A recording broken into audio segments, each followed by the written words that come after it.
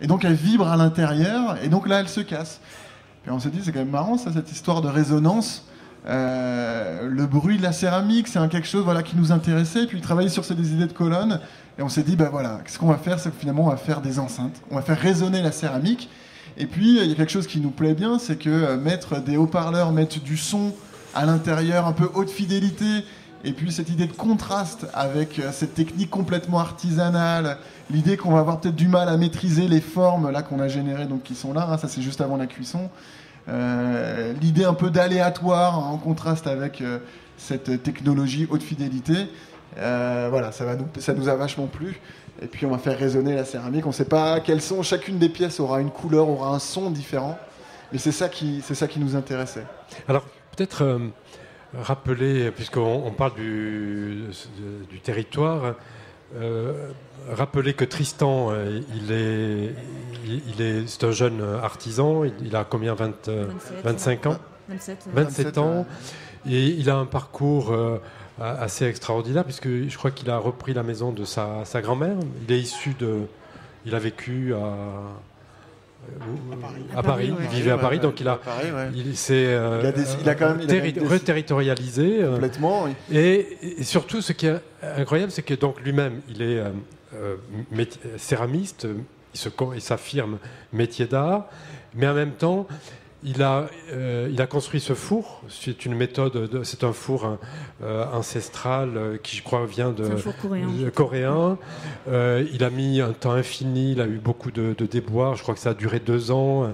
Ce qu'il faut savoir aussi, c'est le four qui est construit dans son jardin. Ouais, moi, c'est extraordinaire parce que le même jour, j'allais visiter, quelques jours plus tard, un centre, l'IREPA, qui est un centre spécialisé dans le laser. C'était à Strasbourg, et je me retrouvais dans la même situation que ce que j'avais vécu quelques jours plus tôt dans tous les commentaires, le témoignage que tu me rapportais de la dernière cuisson, puisque c'est un four qui monte à plus de 1300 degrés, et que ensuite on arrive à régler au degré près. Je vais finir parce que c'est intéressant. Au degré près, par des systèmes très archaïques, on arrive à maîtriser absolument la température. C'est quand même un truc incroyable. Et à l'IREPA, donc à Strasbourg, face à des machines aujourd'hui de prototypage rapide, mais qui travaillent de manière expérimentale sur l'inox. On peut aujourd'hui, sur les principes du prototypage rapide, faire des objets en inox. Ça monte aussi à 1300 degrés.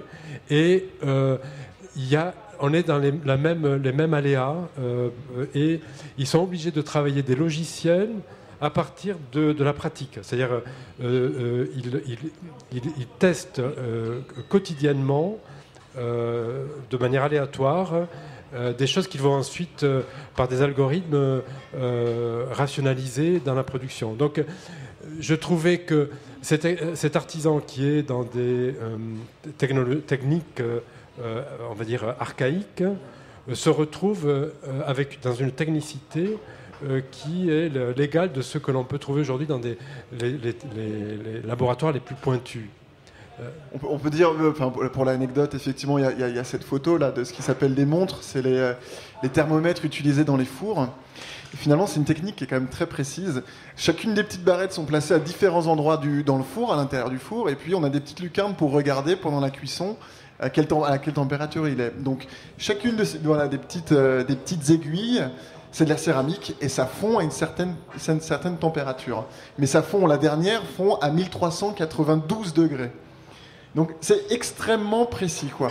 Et alors finalement on se dit, moi je pose la question, c'est quand même un peu archaïque cette technique-là. Bon, il y a un avantage, c'est ça a un coût, mais finalement, parce qu'il y a un coût très peu élevé, donc par rapport à des thermomètres vraiment plus complexes, voilà. Et puis il y a aussi un autre gros avantage, c'est que c'est de la céramique aussi. Donc en fait elle réagit de la même manière que les pièces. Lorsqu'on met un thermomètre à l'intérieur, évidemment il n'est pas en céramique, donc il n'a pas du tout le même comportement que peut avoir ces pièces-là. Donc finalement vraiment on est sur quelque chose de vraiment très précis.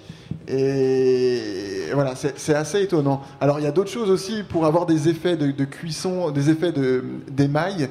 Toutes les pièces qui sont à l'intérieur ne sont pas émaillées, c'est les cendres même du bois qui, à force, en se déposant sur les pièces, crée cet émail. Mais suivant le bois qu'on met à l'intérieur, on n'a pas les mêmes couleurs d'émail. Alors à certains moments, on ouvre le four, on met de la fougère par exemple, parce que ça contient certaines substances qui donnent une certaine couleur. Alors moi je ne les connais pas personnellement, là, ils ont mis de la mais, vigne, Tristan, qui donc le céramiste, sait très bien que la fougère qui vient du jardin d'à côté donne une très belle couleur, parce qu'elle contient telle et telle chose. Que le bois de tel endroit, c'est intéressant. On a mis de la cendre, il est parti acheter de la cendre de vigne, parce qu'il sait que ça donne une très belle couleur aussi à l'intérieur. Donc voilà, il y a des choses quand même qui sont assez impressionnantes, quoi. Alors, on pourrait citer un autre artisan qui est un menuisier, qui c'est étonnant parce qu'il construit sa maison. C'est Alexander Hay. Alexander, est-ce que tu peux raconter un peu aussi son parcours et la manière dont vous êtes engagé dans un projet complexe, on va dire. Complexe, on va dire, ouais. Alors Alexander Hay est écossais, d'origine écossaise. Il s'est installé donc dans le Périgord une trentaine d'années. Et lui, donc il est menuisier. Il est entre chez lui, son atelier et sa maison qu'il est en train de construire. Donc tout est en train un peu de se construire comme ça en même temps. Et puis il fait des aménagements. D'intérieur, voilà, des travaux un peu comme ça. Il n'a pas du tout le même approche que Tristan, là, donc le céramiste. Lui, il voulait vraiment que le travail qu'on fasse ensemble puisse vraiment développer quelque part son activité. Il me l'a dit, voilà, il faut que ça coûte 100 balles maximum, faut qu'on puisse le reproduire beaucoup en série. Et ça a été assez difficile à le convaincre. Je suis pas encore arrivé à le convaincre que on va passer aussi par l'expérimentation pour faire un projet. En deux mots, ce projet, moi je lui ai fait pas mal de propositions de travail, et puis à la fin, mais d'ailleurs c'est ça qui a été marrant, c'est qu'il y a des moments où on s'est un peu énervé l'un et l'autre en se disant mais qu'est-ce qu'on fait. Il m'a dit moi je reçois du châtaignier en planches qui font 18 cm par 2 cm d'épaisseur, qu'est-ce que tu peux faire. Bon, ok, ça c'est une super contrainte, quoi. Enfin, non mais c'est vrai c'était vraiment une vraie bonne contrainte pour le coup. Enfin, j'en avais Alexander, il s'est dit faut pas jeter, faut pas retenir. Non, mais c'était pour le coup j'en avais une. Et ça aussi c'était très difficile parce qu'avec tous les artisans, je n'avais aucune contrainte. On savait pas ce qu'on allait faire, qu'est-ce qu'on allait faire. On se rencontrait. Voilà, il fallait pour certains, voilà, qu'on se rencontre, qu'on aille au bar et se boire pas mal de coups pour se trouver une idée qu'est-ce qu'on allait faire. Donc voilà, et donc on s'est dit à partir de ces planches de châtaignier, voilà, est-ce qu'on va donner on essaie de donner un peu de rondeur. Alors comment on va donner un peu de rondeur à ces planches-là, assez raides. On va donner du volume en faisant des facettes. Donc on a travaillé différentes choses. Donc moi j'ai fait beaucoup de prototypes, j'ai fait 5 ou 6 prototypes de chaises, de choses comme ça. Au fur et à mesure j'en discutais avec lui, ça l'intéressait, mais il disait attends, non, moi je sors pas, je découpe pas de bois tant qu'on n'a pas résolu les choses. Donc j'ai fait ok, je poussais au maximum un peu les recherches, jusqu'à en arriver à ce produit-là qui était un banc que moi j'ai prototypé en mousse, fait une maquette en mousse, etc. Et puis on arrive à cette chose-là, je dis bon ben voilà, comment on se pose la question des charnières, comment on va arriver ensemble, il me propose des choses. Et on se met d'accord sur le papier sur certaines choses. J'arrive avec il y a 2 semaines avec mes charnières, et puis là, on commence devant la machine, devant sa scie. Je fais non, je crois que ça va pas marcher, on le fait pas. Je fais bon, ben qu'est-ce qu'on fait? Je sais pas, mais on le fait pas là. Voilà. Donc, on a passé 3 heures à discuter de ça, et puis finalement à discuter de quand on sait pas faire. Comment on fait, comment on va plus loin. Et moi, ma démarche de designer, la plupart du temps, je sais pas faire, quoi. Donc, j'essaye. Enfin, j'essaye de pas rester bloqué. Donc, je fais ces prototypes, et je refais. Seulement, lui, sa démarche, c'est de dire pourquoi je vais couper du bois si on sait pertinemment que ça marche pas. Et voilà, on en est resté un peu là. Et à la fin, je fais voilà, ça fait 3 heures. Enfin, ça fait 6 mois qu'on bosse ensemble. Et on fait pas le projet. Enfin, qu'est-ce que c'est? Enfin, ça marche pas. Donc, finalement, aux dernières nouvelles, on s'est un peu mis aussi à plusieurs à lui expliquer que le projet, j'ai eu beau lui expliquer, il a pas les mêmes idées que Tristan, que le céramiste. Hein. Lui, comme il disait, voilà, il veut pas perdre une demi-journée, faut que ça avance. Il a plus la cinquantaine que les 27 ans de Tristan, et donc il n'est pas là pour perdre du temps. Selon lui, c'est un peu pour perdre du temps, mais bon, voilà.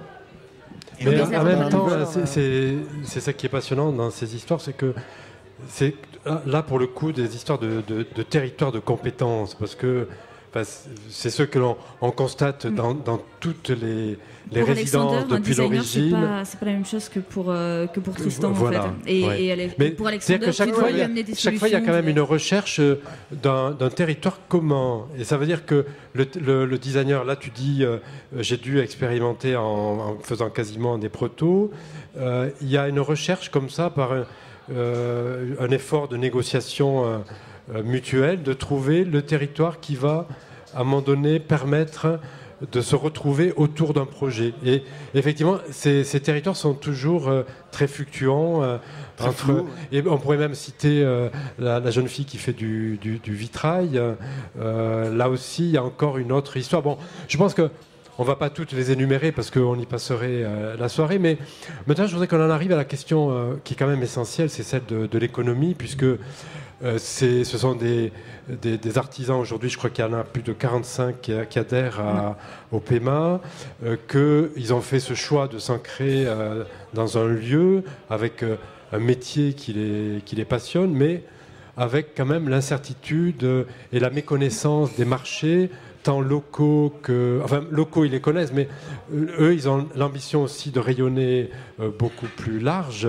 Et donc, effectivement, là, pour le coup, le designer est un agent extrêmement important qui va leur permettre d'accéder à des marchés, sachant qu'ils veulent en même temps...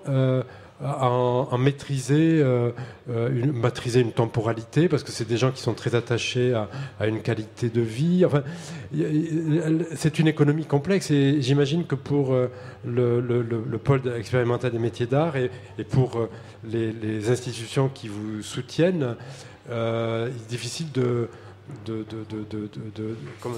à la fois de circonscrire un territoire spécifique, puisqu'on sait qu'il ne correspond pas au territoire administratif. Ça, tu pourras peut-être en dire deux mots, mais surtout, quel avenir pour tous ces métiers si ils tentent de rester là sur leur position. Et comment va se négocier ce territoire de création qui est un territoire à partager avec des designers? J'imagine que pour vous, c'est des questions essentielles. Nous, on essaie déjà d'apporter quelques réponses, parce que, pour la plupart, ils ne commercialisent pas leur production chez eux, ils commercialisent sur des marchés où ils font des choses comme ça. Et puis, on a également une boutique, en fait, nous, où on commercialise leur production. Il y en a d'autres qui ont des débouchés un petit peu dans d'autres lieux comme ça de commercialisation, mais c'est vrai qu'il n'en existe pas tant que ça. Et leur attente par rapport aux designers, c'est vrai que du coup, c'est pas évident, parce que certains pourraient produire les objets et les distribuer de la même manière, en espérant les vendre mieux, peut-être, ou je sais pas, ou attirer d'autres types de clientèle. Donc il y a cette solution-là de quelqu'un qui réaliserait quelque chose avec le designer, mais qui rentrerait dans sa production et qui pourrait commercialiser par les voies habituelles. Et l'idée aussi, c'est d'essayer de produire d'autres choses, essayer de trouver d'autres circuits de commercialisation. Mais c'est là justement où il ne faut pas qu'on confonde designer et éditeur ou diffuseur. Donc peut-être qu'il nous manque un chaînon aussi dans ce processus pour passer le pas.